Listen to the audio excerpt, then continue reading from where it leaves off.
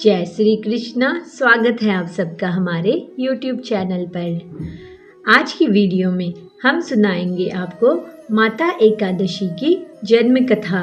पौराणिक ग्रंथों के अनुसार मार्गशीर्ष मास या अगहन मास भगवान कृष्ण और विष्णु की भक्ति का मास है।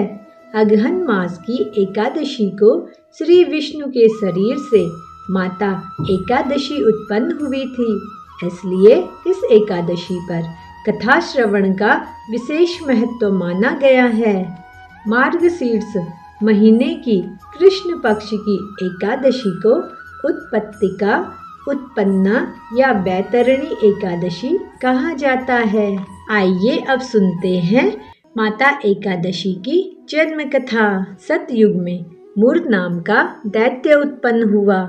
वह बड़ा बलवान और भयानक था।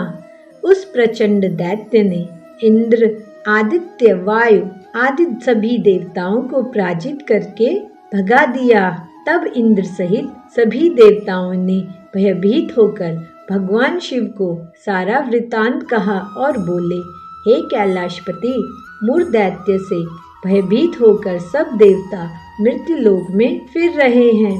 तब भगवान शिव ने कहा, हे देवताओं, तीनों लोकों के स्वामी, भक्तों के दुखों का नाश करने वाले भगवान विष्णु की शरण में जाओ। वे ही तुम्हारे दुखों को दूर कर सकते हैं। शिवजी के ऐसे वचन सुनकर सभी देवता क्षीर सागर में पहुँचे और कहा कि हे नारायण, आप हमारी रक्षा करें। हे भगवान, दैत्यों ने हमको जीतकर स्वर्ग से निकाल दिया है। आप उन दैत्यों से हमारी रक्षा करें। इंद्र के ऐसे वचन सुनकर भगवान विष्णु कहने लगे, हे इंद्र, ऐसे मायावी दैत्य कौन है जिसने सब देवताओं को जीत लिया है? उसका नाम क्या है? उसमें कितना बल है और किसके आश्रय में है तथा उसका स्थान कहाँ है? यह सब मुझसे कहो। यह सुनकर इंद्र बोले, भगवान, प्राचीन काल में एक नाड़ी जंग नामक राक्षस था। उसके महापराक्रमी और लोक विख्यात मूर नाम का एक पुत्र हुआ। उसकी चंद्रावती नाम की नगरी है। उसी ने सब देवताओं को स्वर्ग से निकालकर वहां अपना अधिकार जमा लिया है। उसने इंद्र, अग्नि, वायु आदि सबके स्थान पर अधिकार कर लिया है। सूर्य बनकर स्वयं ही प्रकाश करता है, स्वयं ही मेघ बन बैठा है और सबसे अजय है। हे असुर निकंदन, उस दुष्ट को मारकर देवताओं को अजय बनाइए। यह वचन सुनकर भगवान ने कहा, हे देवताओं, मैं शीघ्र ही उसका संहार करूँगा। तुम चंद्रावती नगरी जाओ। इस प्रकार कहकर भगवान सहित सभी देवताओं ने चंद्रावती नगरी की ओर प्रस्थान किया।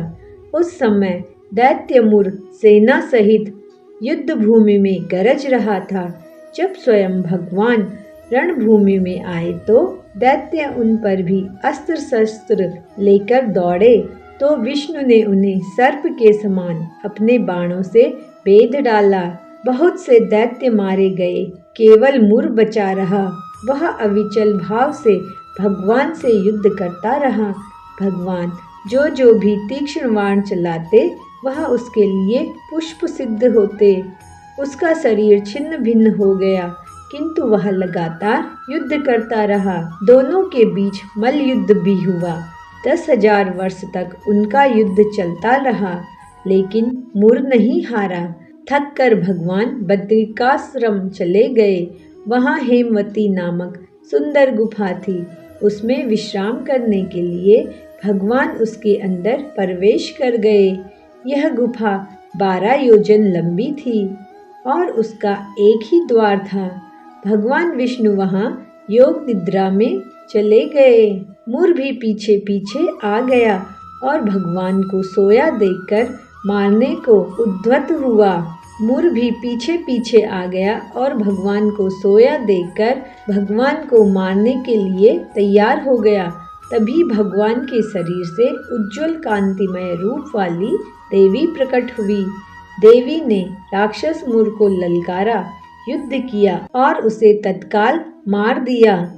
श्री हरि जब योग निद्रा से उठे तो सब बातों को जानकर उस देवी से कहा कि आपका जन्म एकादशी के दिन हुआ है, इस प्रकार आप उत्पन्ना एकादशी के नाम से पूजित होंगी।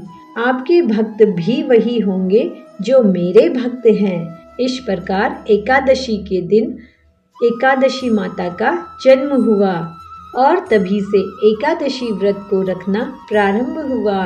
तो यह थी आज की एकादशी की कथा। उम्मीद करते हैं आपको आज की कथा अच्छी लगी होगी। तो इसी कथा के साथ वीडियो को लाइक और चैनल को सब्सक्राइब अवश्य करें। जय श्री कृष्णा, जय हो नारायण।